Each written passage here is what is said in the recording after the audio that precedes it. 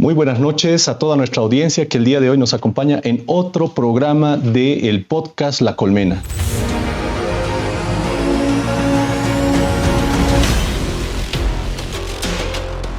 En esta oportunidad vamos a tener a un invitado especial. Nos acompaña el día de hoy José Luis Quintana, quien es fotoperiodista con más de 25 años de trayectoria y quien es reconocido en los círculos políticos y comunicacionales como el Pata, con todo el cariño del mundo, y además también reconocido por un importante aporte profesional al mundo del periodismo con la fotografía del ninja alteño que le ha valido muchos reconocimientos, tanto nacionales como internacionales.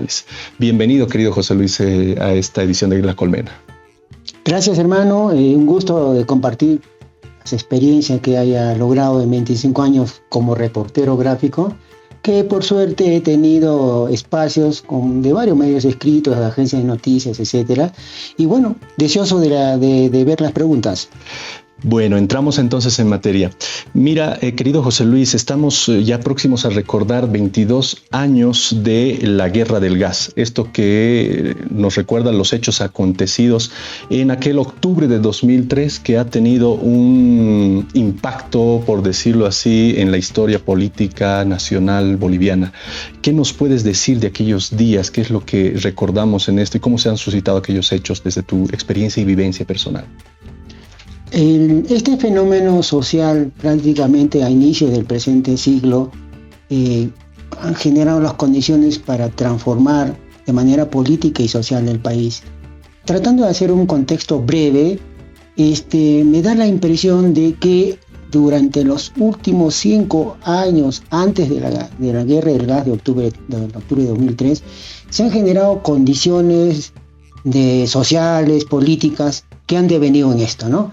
Vale decir, ha habido una especie de proceso de acumulación de luchas, de manifestaciones. Recordemos el tema de la guerra del gas en Cochabamba, la guerra del agua en Cochabamba, y los innumerables bloqueos que en el periodo del 2000 al 2002, incluso en el gobierno en ese entonces Tuto Quiroga, Felipe Quispe, ejecutivo máximo de la CSUCB, el MALCU, había desarrollado en todo el altiplano, ¿no? O sea, era un proceso acumulativo que se estaba desarrollando en ese tiempo, pero sobre todo la reacción inmediata, espontánea del pueblo en general, de rechazo absoluto a la venta de gas por puertos chilenos hacia Estados Unidos. Eso, y sobre todo la masacre de Guarizata, que creo que fue el inicio que prácticamente implosionó el desarrollo de todas estas protestas y concluyó con la renuncia de Boni.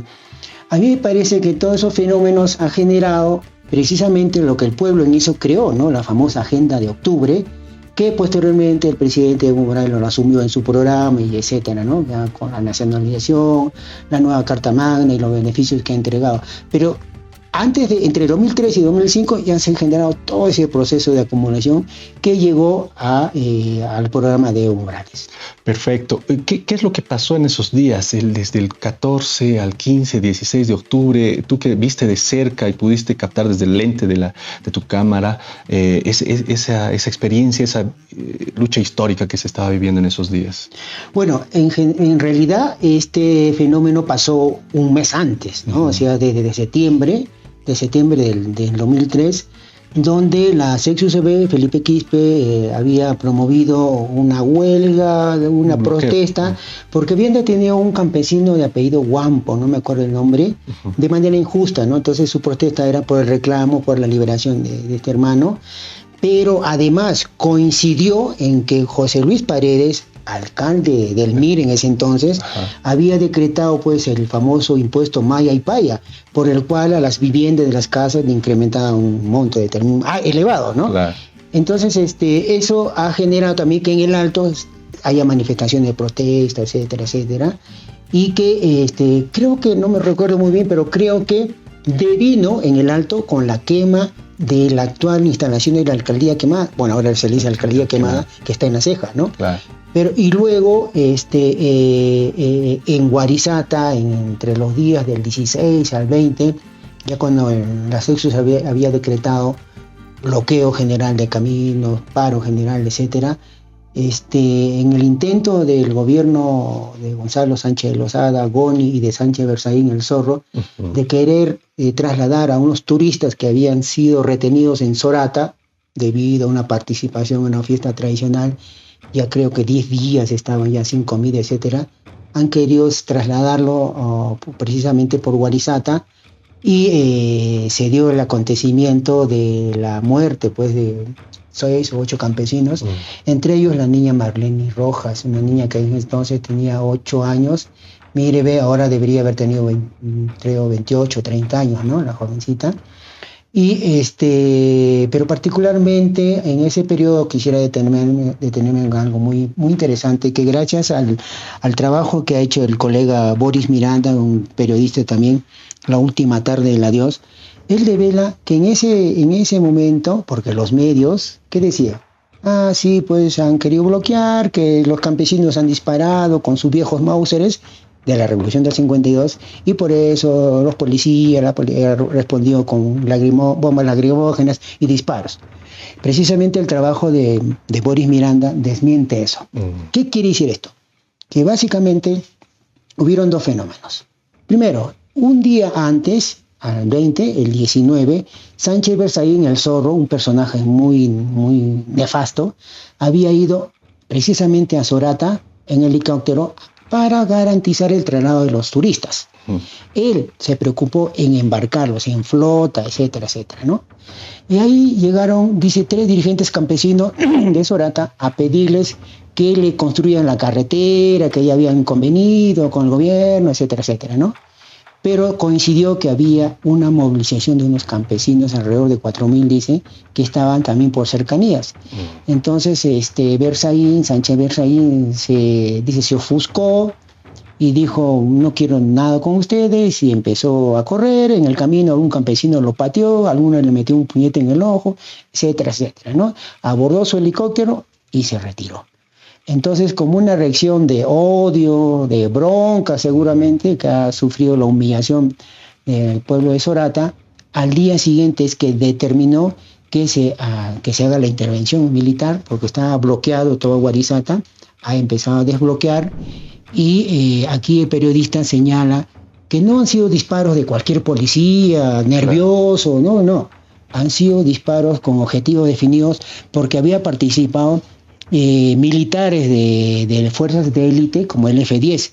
El F-10 es una élite de militares especializados por Israel, por Estados Unidos, etcétera, precisamente con objetivos antiterroristas. Entonces, las personas que han fallecido no ha sido por una bala que apareció por ahí, han sido objetivos definidos, ¿no? Es lo primero que el periodista destaca. Y bueno, pues ya con la masacre de Warisata, prácticamente la pradera se incendió, ¿no?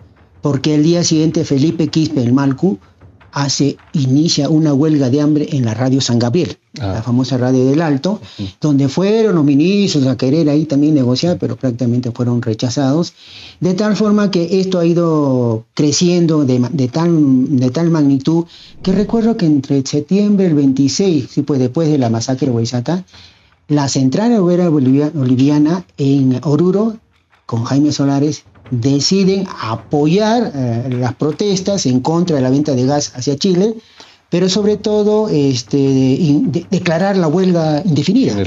Declara la COP oficialmente huelga general indefinida con bloqueo de carreteras, ¿no? Entonces ya se estaba acumulando más las protestas, y lo determinante fue que el 1 de octubre, y esto lo sé por boca de don Pedro Montes, dirigente también de la COC, dice que el 1 de octubre el sindicato de Huanuni decidió venir a La Paz para que Goni renuncie. Entonces ya dio en una reunión, decidieron el 1 de octubre incorporarse a las marchas, etcétera, y entre el 16 y 17 ya estaba en camino cualquier cantidad de flotas, de volquetas que estaban viniendo de Huanuni hacia La Paz, ¿no? Hacia la sede de gobierno.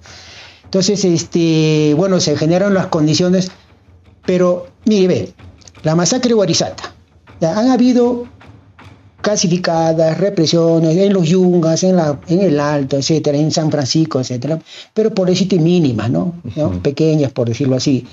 Pero lo que determinó prácticamente la furia del pueblo alteño es que un domingo 12, mire qué casualidad, este año cae domingo 12, lunes 13 y el 17 viernes, como hace 22 años, a las 5:10 de la tarde renuncia Goni. ¿Qué pasa el 12 de octubre?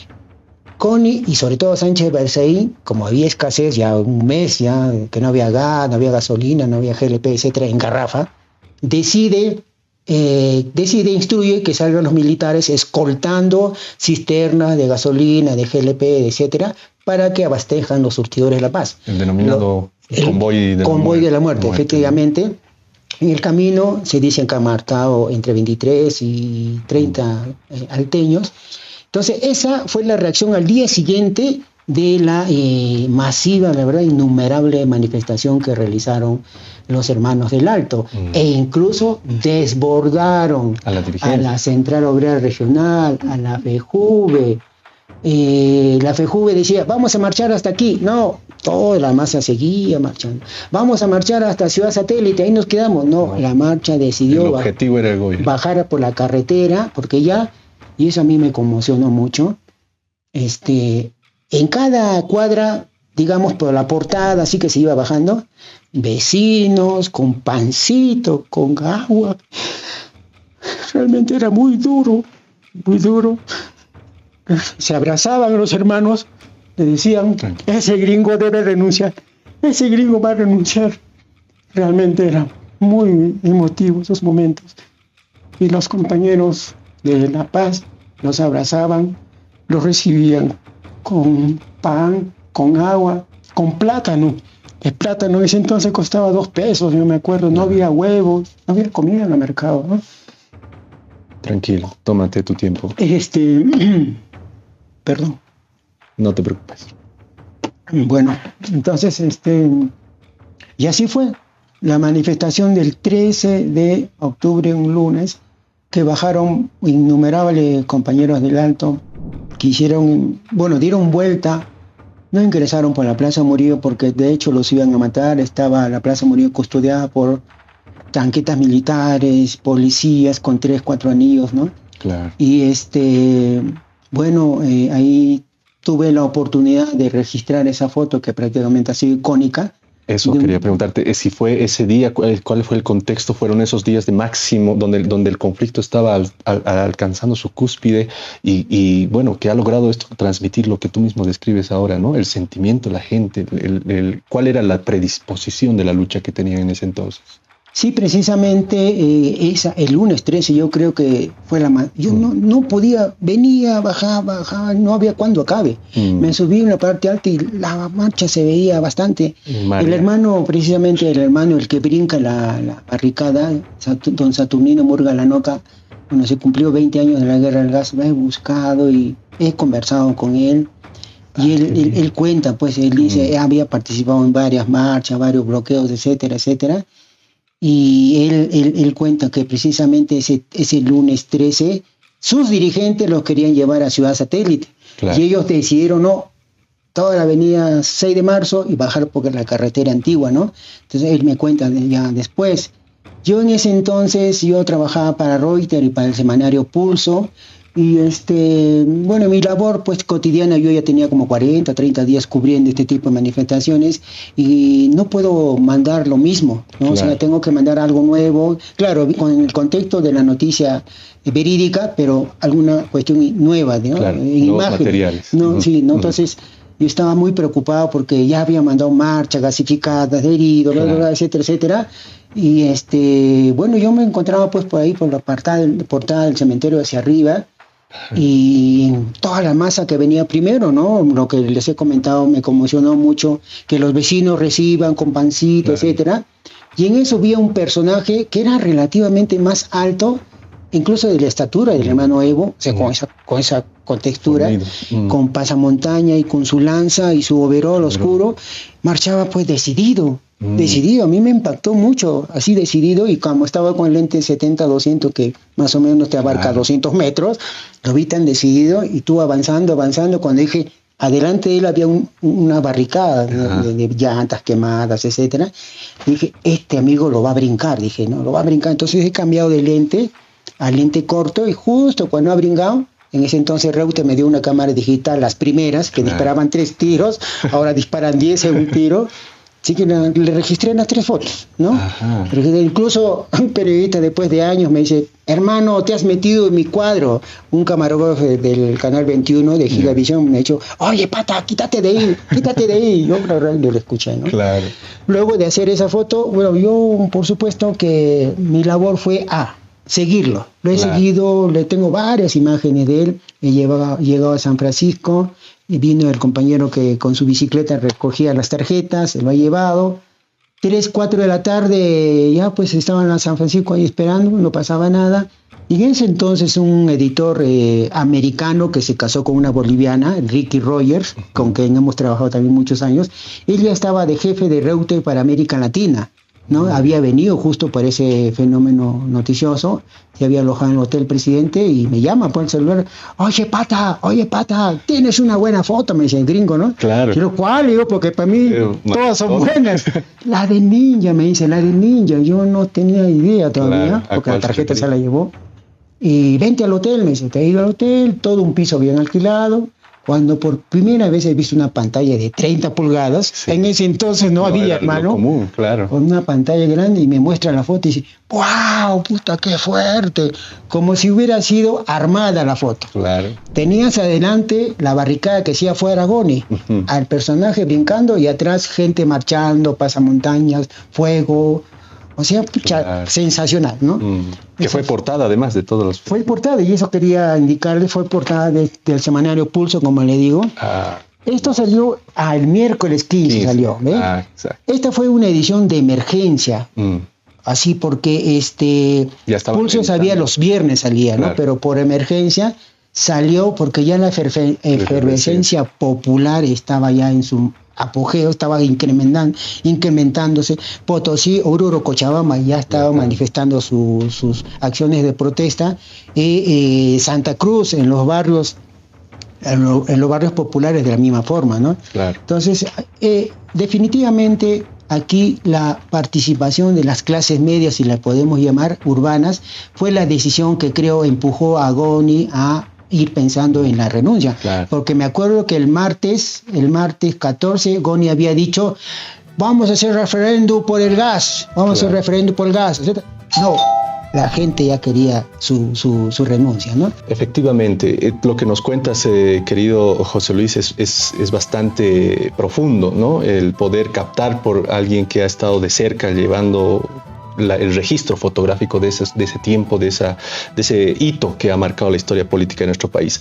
Pero más yendo hacia el momento contemporáneo, más volviéndonos a la realidad, al presente, lo que vive ahora Bolivia. En ese tiempo, recordemos que la guerra del gas tiene que ver fundamentalmente con la defensa de los recursos naturales, ¿no?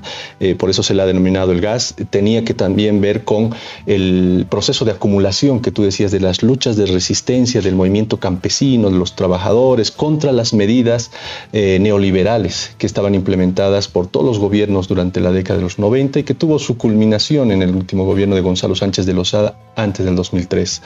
En ese contexto ahora Bolivia está atravesando también una coyuntura en la que se está debatiendo una recuperación, una crisis económica profunda que está afectando a los sectores más vulnerables de la población. Tenemos también el debate sobre el destino del oro, los recursos naturales como el litio.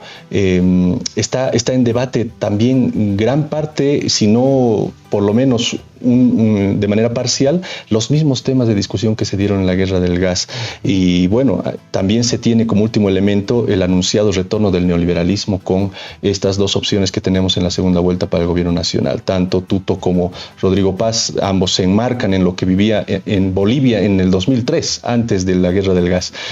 ¿Cuál crees que es ahora el significado? ¿Cuál crees que es el significado de esa lucha que ha vivido la guerra del gas para nuestro tiempo? ¿Qué lecciones nos puede aportar o qué criterios para la reflexión?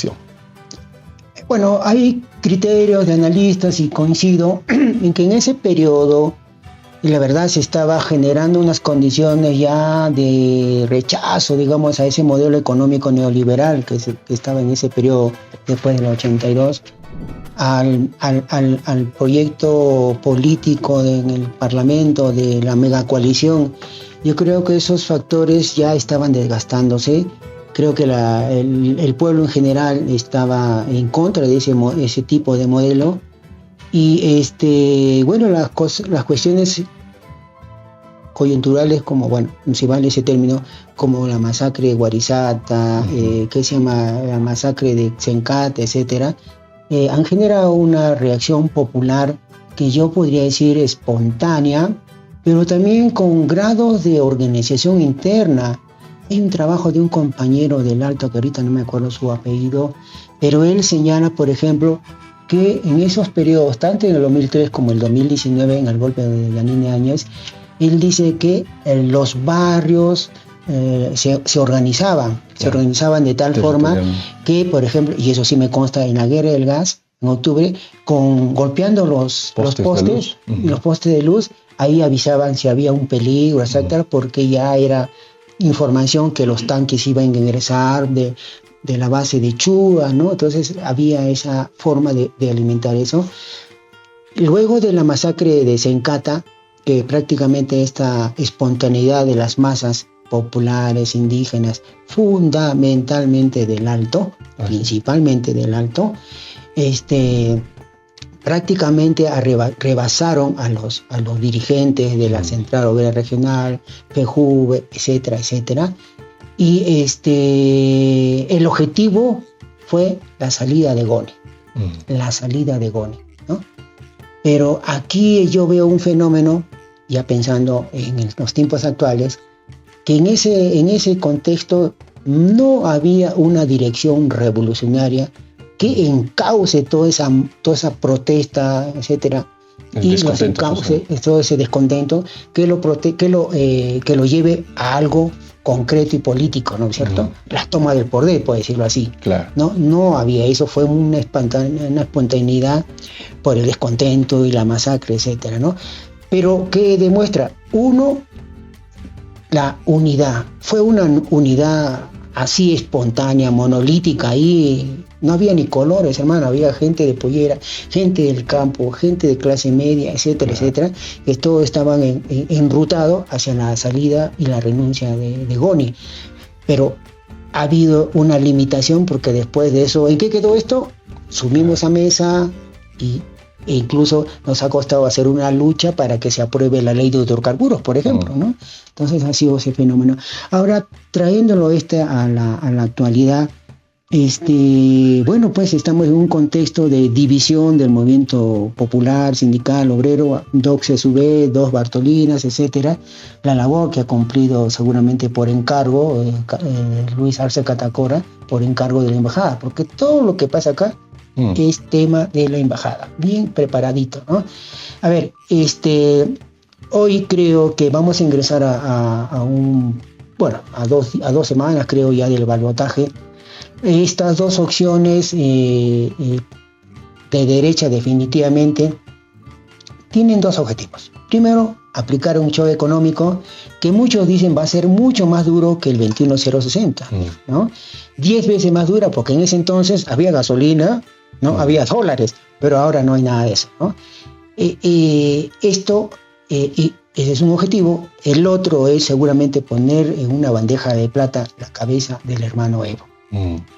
Fundamental para el imperio, liquidar todo lo que ha avanzado en materia de paridad, tema cultural, social, etcétera, etcétera, de participación del movimiento indígena campesino, que el hermano Evo, a través de la nueva Carta Magna, ha permitido, ¿no?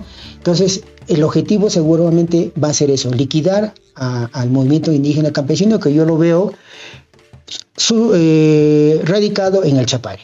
Las 6 federaciones, entiendo yo, para mí, que están en la vanguardia de todo el movimiento de lucha campesina, etcétera, bueno, por los antecedentes, mineros relocalizados han ido ahí a vivir y bueno, están muy organizados, son políticamente más desarrollados, más avanzados, es la impresión que tengo, y seguramente cualquiera de los dos gobiernos que asuma el próximo 28 de noviembre va a tener esa capacidad, ¿no? En tu criterio, entonces, ¿crees que de ambos candidatos para esta segunda vuelta, uno te plantea el capitalismo para todos, otro de la revolución de los propietarios, pero ambos coinciden en que los recursos naturales ya no deben ser industrializados o trabajados en un proyecto soberano de industrialización? ¿Tú estarías considerando que de ser así con el siguiente gobierno estaríamos retrocediendo a antes del 2003, estaríamos volviendo mucho más atrás, un poquito revirtiendo esta lucha que le ha costado al pueblo boliviano la recuperación de los recursos naturales? Parece que ese es el riesgo. Ese es el riesgo. Tengo la impresión de que ahora pues no estamos en un periodo de ascenso y de movilización de masas como el 2003, pues no hay, hermano. Es una pena decirlo, pero es la dura realidad, como decía don Carlos Villegas, ¿no? O sea, aquí una cosa son tus aspiraciones, tus sueños, pero ¿qué te dice la realidad? Y la realidad es lo que nos está demostrando eso. El movimiento popular está en un periodo de reflujo, los sindicatos divididos, las organizaciones partidas, y la gente no sale ni siquiera a una marcha por el cacerolazo. Hace meses atrás, desde mayo, se ha promovido 20 personas, 30 personas, ¿no? Entonces, esa es una cuestión concreta.